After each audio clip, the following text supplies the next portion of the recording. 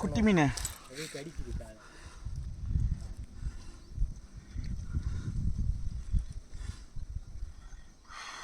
எதுவும் இல்லை போ.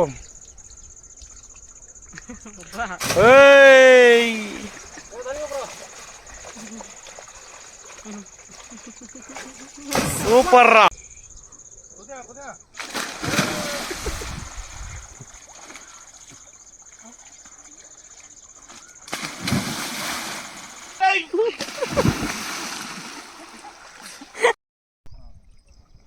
மக்களே, இதுதான் வந்து எங்கள் லேண்டு பக்கத்தில் இருக்கிற இன்னொருத்தரோட கிணறு.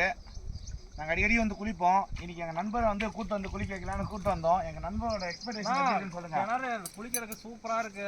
பேக் பல்ட்டி போடுறதுக்கும் நல்லா செம்மையா இருக்கு. எந்த ஒரு அடிபடாமல் நல்லா சேஃப்டியாக குளிச்சுட்டு இருக்கோம். நான்லாம் கிணத்துல குளிச்சு ஒரு 2-3 வருஷம் ஆகுது. கிணத்தை பார்த்தோன்னே தாவிட்டேன்னா வச்சுக்கேன், அவ்வளோ சந்தோஷம். உடம்புல உள்ள சூடு பூரா நீங்க.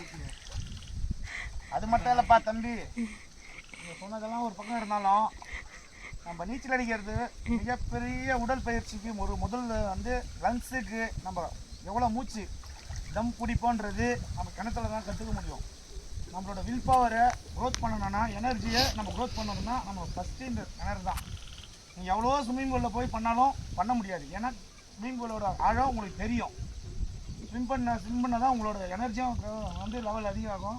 ப்ளஸ் உங்களோட லங்ஸோட ஆக்சிஜன் கெப்பாசிட்டியும் இன்க்ரீஸ் ஆகும்.